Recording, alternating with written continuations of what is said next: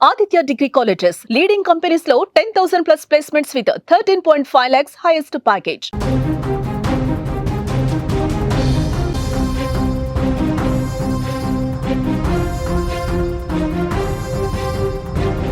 Big breaking news చూస్తున్నాం.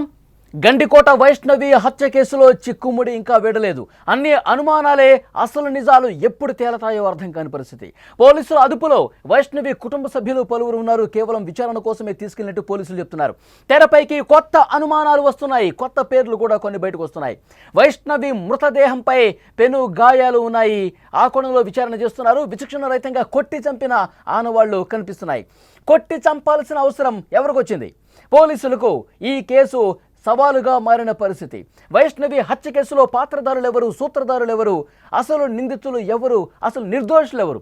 4 రోజులు కావస్తున్న గండికోటలో జరిగిన హత్య వెనుక రహస్యం పోలీసులకు ఇంకా చిక్కడం లేదు. కేసు మిస్టరీకి వారికి ఇప్పుడు సవాలుగా మారిన పరిస్థితి.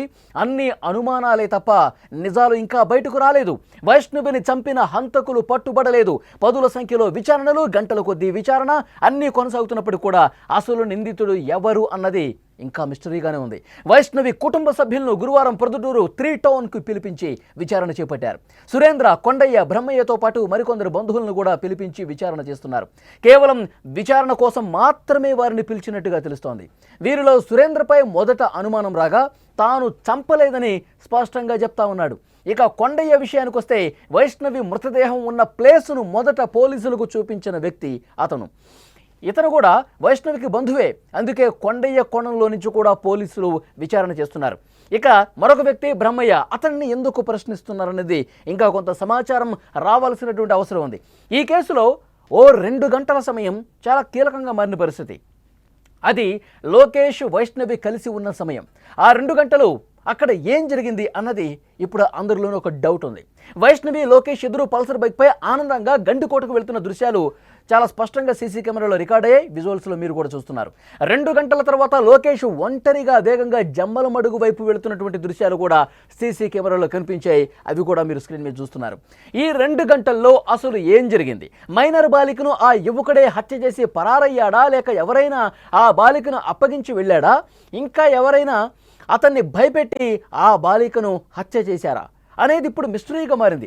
కుటుంబ సభ్యులు కూడా ఆ 2 గంటల్లోనే వైష్ణవిని లోకేష్ హత్య చేశాడని చెప్తున్నారు. కానీ అలాంటి ఆధారాలేమీ పోలీసులకు ఎప్పటి వరకు కూడా దొరకలేదు. పోలీసులు వారి ఆరోపణలను తీవ్రంగా కొట్టిపారేశారు. అసలు హత్యకు లోకేష్కు సంబంధం లేదని చెప్పి చాలా స్పష్టంగా తేల్చి చెప్పారు. అన్ని కోణాల్లో విచారించి లోకేష్ ఇచ్చిన సమాచారాన్ని మరోసారి చెక్ చేసుకుని ప్రియుడు వైష్ణవిని హత్య చేయలేదని నిర్ధారణకు వచ్చారు. దీనికి సీసీ ఫుటేజ్ బలమైన సాక్ష్యంగా ఉంది. గండికోట ముఖద్వారం వద్ద ఉదయం 10 గంటల సమయంలో వైష్ణవిని విడిచిపెట్టి వచ్చిన దృశ్యాలు కూడా కనిపించడంతో ఈ కేసులో దాదాపు లోకేష్కు క్లీన్ చిట్ లభించింది. సీసీ ఫుటేజ్ దృశ్యాలు కూడా మీరు స్క్రీన్ మీద చూస్తున్నారు. అతను వైష్ణవితో కలిసి లోపలికి వెళ్ళేటువంటి దృశ్యం కనిపిస్తుంది. అలాగే బయటకు వచ్చినప్పటి దృశ్యం కూడా కనిపిస్తోంది. మరి బయటకు వచ్చిన తర్వాత కూడా 10 గంటల 40 నిమిషాల సమయంలో గండికోట ముఖద్వారం వద్ద వైష్ణవిని విడిచిపెట్టి అతను వెళ్ళిపోయింది కూడా రికార్డ్ అయింది. అంటే అతను వెళ్ళిపోయిన తర్వాత కూడా 1 గంట సేపు ఆ ప్రాంతంలో తచ్చాడినట్టుగా, ఆ ప్రాంతంలో కాలినడకన వెళుతున్నట్టుగా పోలీసులకి గుర్తించారు. కాబట్టి లోకేష్తో ఈ హత్య కేసుకు సంబంధించి ఎలాంటి సంబంధం లేదు, లోకేష్కు ఈ హత్య కేసుతో అసలు ఎలాంటి ప్రమేయం లేదు అని చెప్పి చాలా స్పష్టంగా చెప్పారు. అత్యాచారం కూడా జరగలేదు అని చెప్పి పోలీసులు చాలా స్పష్టంగా క్లియర్గా చెప్పినటువంటి పరిస్థితి. ఇప్పుడు ఈ హత్య కేసు ఛేదించడం పోలీసులకు సవాలుతో కూడినటువంటి అంశంగా మారింది. మరి ఎవరు చంపారు, ఎందుకు చంపారు? అసలు లోకేష్, వైష్ణవి 2 గంటల పాటు అక్కడ గండికోట లోపలికి వెళ్ళిన తర్వాత 2 గంటల సమయం గడిపారు. ఆ సందర్భంలో ఏం జరిగింది, వాళ్ళ మధ్య ఎలాంటి డిస్కషన్స్ జరిగాయి, ఎందుకు లోకేష్ ఒంటరిగా బయటకు వచ్చాడు అన్న విషయానికి సంబంధించి పోలీసులు కూపీలాగుతున్నారు, అందరినీ విచారిస్తున్నారు. ఏం జరిగి ఉంటుందన్న విషయానికి సంబంధించి చాలా లోతుగా విచారణ చేస్తున్నారు. ఎందుకంటే ఇప్పుడు ఉన్న కొద్దిపాటి ఆధారాలతో మీడియా ముందుకు వచ్చేసి ప్రజలకు ఇది జరిగిందని చెప్తే 1-2 సార్లు ఇది చాలా మిస్టరీగా మారిన కేసు, చాలా ఇంపార్టెంట్ కేసు, సవాలుతో కూడినటువంటి కేసు. కాబట్టి అసలు వాస్తవాలనేవి తెలియాల్సినటువంటి అవసరం ఉంది. ఒక్కసారి విషయాలన్నీ చెప్తే అవి 100% నిజాలు కావాల్సినటువంటి అవసరం ఉంది. కాబట్టి పోలీసులు 1-2 సార్లు మరిన్ని ఆధారాలు సంపాదించి 1-2 సార్లు క్రాస్ చెక్ చేసుకుని మీడియా ముందు అన్ని ఆధారాలు బయటపెట్టే అవకాశం ఉంది. అందుకే వెయిట్ చేస్తున్నట్టుగా తెలుస్తుంది. ఇక్కడ ఒక కీలకమైనటువంటి విషయం, లోకేష్ వైష్ణవి లోపలికి వెళ్ళిన తర్వాత 2 గంటల పాటు ఏం జరిగింది, ఇప్పటి వరకు వస్తున్నటువంటి ఇన్ఫర్మేషన్, వైష్ణవి అన్నకి సమాచారం తెలిసింది, వైష్ణవి గండికోటకు వెళ్ళిందన్న సమాచారం సురేందర్కి తెలిసింది. ఆ తర్వాత సురేందర్ లోకేష్ ఎక్కడున్నాడని చెప్పి కనుగొనే ప్రయత్నం చేశాడు. లోకేష్ కూడా అక్కడ లేడని చెప్పి సమాచారం వచ్చింది. సో గండికోటకు ఇద్దరూ వెళ్ళారని చెప్పి ఆ అనుమానం బలపడింది. ఎందుకంటే కాలేజీకి వెళ్ళి ఎంక్వైరీ చేస్తే వైష్ణవి ఫ్రెండ్స్ గండికోటకు వెళ్తున్నారని చెప్పడంతో అది రూఢి చేసుకుని వెంటనే అతను గండికోటకు వచ్చే ప్రయత్నం చేశాడు. ఈ విషయం లోకేష్కి వైష్ణవికి ఆల్రెడీ గండికోటలో ఉన్నప్పుడు తెలిసిపోయింది. ఇక మీ అన్న వస్తున్నాడు, ఎందుకు గొడవ అవుతుంది, ఇప్పటికే చాలా గొడవలు జరిగిన పరిస్థితుంది, నేను వెళ్ళిపోతాను, నువ్వు బస్సులో రా అని చెప్పి వైష్ణవికి చెప్పాడు. అప్పుడు అతన్ని వైష్ణవిని గండికోట ముఖద్వారం దగ్గర దించేసి అతను ఒంటరిగా బైక్ మీద వచ్చేసినటువంటి పరిస్థితి ఉంది. ఆ తర్వాత సురేంద్ర వచ్చి వెళ్ళినట్టుగా కూడా పోలీసులు చాలా క్లియర్గా చెప్పారు. లోకేష్ వెళ్ళిపోయిన తర్వాత కూడా 1 గంట సేపు ఆ ప్రాంతంలో తిరిగినటువంటి వైష్ణవి సురేంద్ర వచ్చి వెళ్ళాడని చెప్పి సమాచారం కూడా పోలీసులు చెప్తున్న నేపథ్యంలో ఆ తర్వాత ఏం జరిగిందన్నది $1 మిలియన్ క్వశ్చన్గా కనిపిస్తోంది. ఎందుకంటే నడుచుకుంటూ రంగనాథస్వామి టెంపుల్, ఆ టెంపుల్ బ్యాక్ సైడు అటువైపుగా వెళ్ళినట్టుగా తెలుస్తోంది. మరి సురేంద్ర అక్కడికి వచ్చిన ఇన్ఫర్మేషన్ ఉంది కాబట్టి సురేంద్రను కలవటానికి వైష్ణవి ఏమైనా వెళ్ళిందా, లేదు అంటే గనక పథకం ప్రకారం ఎవరైనా అక్కడ ముందే కాపు కాసి ఉన్నటువంటి గ్యాంగ్ వైష్ణవి మీద దాడి చేసి చంపినటువంటి పరిస్థితి ఉందా, ఇవన్నీ కూడా చాలా అనుమానాలు కనిపిస్తున్నాయి. మొదటగా అక్కడికి అన్న సురేంద్ర వెళ్ళాడు కాబట్టి, గండికోటకు వెళ్ళినటువంటి ఆనవాళ్ళు ఉన్నాయి కాబట్టి సురేంద్ర ఏదో చేసుంటాడు, కుటుంబ సభ్యులే సురేంద్ర చేత ఏదో చేయించి ఉంటారు, మన కుటుంబానికి ఒక పరువు సమస్యను తీసుకొచ్చింది కాబట్టి లోకేష్తో వెళ్ళొద్దు తిరగొద్దు అని చెప్తున్నప్పటికీ కూడా ఏమాత్రం కూడా వైష్ణవి వినటం లేదు కాబట్టి కుటుంబ సభ్యులే ఏదైనా చేశారా అన్న అనుమానం చాలామంది వ్యక్తం చేశారు. కానీ సురేంద్ర చెప్తా ఉన్నాడు, వైష్ణవిని నేను ఎందుకు చంపుకుంటాను, వైష్ణవితో నేను ఎందుకు గొడవ పడతాను, తను అక్కడికి వెళ్ళిందే ఆమెని క్షేమంగా తీసుకొద్దామని చెప్పి ఆమెని సేఫ్గా ఇంటికి తీసుకొద్దామనే ఉద్దేశంతోనే నేను అక్కడికి వెళ్ళాను తప్పించి ఎలాంటి ప్రమేయం ఈ హత్య కేసుతో నాకు లేదు అని చెప్తున్నారు. తర్వాత వైష్ణవి తల్లి తండ్రి కూడా చాలా స్పష్టంగా చెప్తున్నారు, అన్న అంత దారుణంగా కొట్టి పొదల్లో పడేస్తాడా, అన్నే ఏదో చేశాడు, ఏదో చేశాడని చెప్పేసి అంటా ఉన్నారు. అసలు అన్న ఆమె ఆ మృతదేహం కూడా వ్యవస్థ పైభాగం మొత్తం కూడా బట్టలు లేకుండా ముళ్ళ పొదల్లో అతి దారుణంగా పడిపోయింది. మరి అన్నలాంటి వ్యక్తి సురేంద్ర చెల్లెల్ని చాలా బాగా చూసుకుంటాడు, అలాంటి అన్న బట్టలు లేకుండా అంత దారుణంగా చంపి పడేస్తాడా, ఇది అసలు నమ్మశక్యంగా ఉందా, అన్న చెల్లిని అట్లా చేయగలుగుతాడా, అసలు కొంతమంది మీడియాలో ఇలాంటి కథనాలు వస్తూ ఉన్నాయి. ఇది ఏమాత్రం కరెక్ట్ కాదు. మా అభిప్రాయాలు తీసుకోండి, పోలీసులు చెప్పే వివరాలు తీసుకోండి, అంతేగాని ఇష్టం వచ్చినట్టుగా మీరు ప్రసారాలు చేయొద్దంటూ ఆ తల్లిదండ్రులు కూడా చెప్తున్నటువంటి పరిస్థితి. సో పోలీసులు అదే చూస్తూ ఉన్నారు, ఎందుకంటే అన్ని కోణాల్లో దర్యాప్తు చేస్తూ ఉన్నారు. ఒకటి సురేంద్రని ప్రశ్నించారు, దాంతోపాటు మరికొంతమంది కుటుంబ సభ్యులు కొండయ్య అనే వ్యక్తి మీద కూడా కొంత అనుమానం వ్యక్తం చేసినటువంటి పరిస్థితి. ఎందుకంటే వైష్ణవి మృతదేహాన్ని గాలించే సమయంలో వైష్ణవి మృతదేహం ఎక్కడుంది అని చెప్పి వెతికే క్రమంలో ఆ గండికోట రంగనాథస్వామి టెంపుల్కి బ్యాక్ సైడ్ ముళ్ళ పొదల్లో ఎక్కడైతే మృతదేహం పడిందో ఆ మృతదేహాన్ని మొదటగా చూసింది కొండయ్య.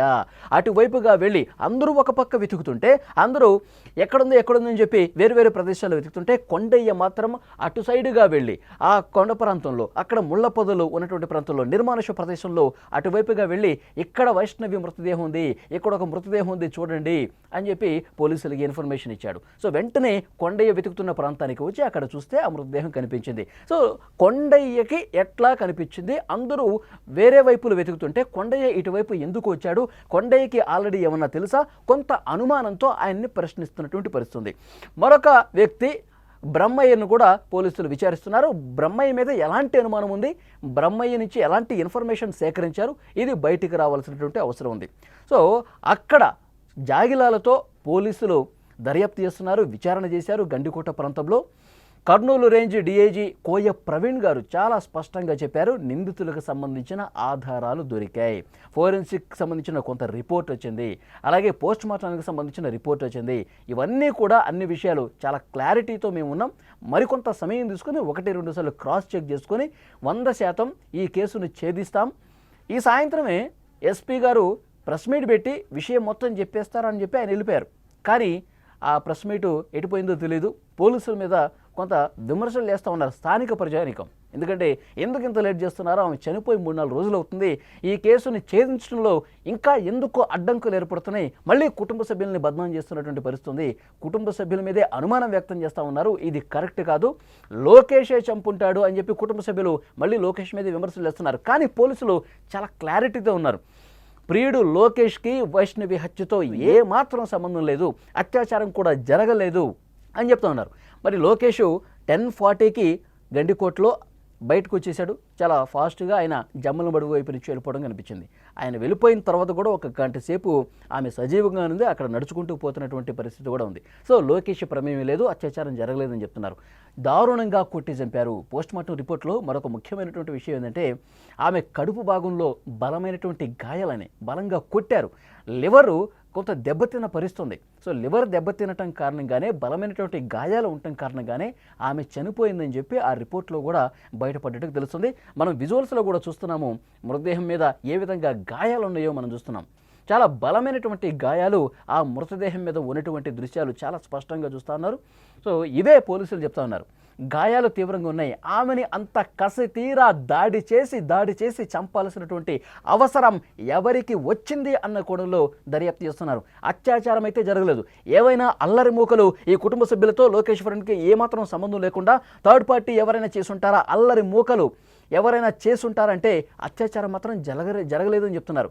అసలు అత్యాచారం క్వశ్చనే లేదు, అది అసలు జరగలేదు, కేవలం దాడి చేసి కొట్టి కసిదీరా కొట్టి చంపేశారని చెప్పి పోలీసులు చెప్తా ఉన్నారు.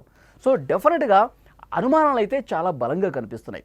ఎవరు చేసి ఉంటారు అన్న విషయానికి సంబంధించి కొన్ని అనుమానాలు, కొన్ని ఆధారాలు లభ్యమైనటువంటి పరిస్థితి ఉంది.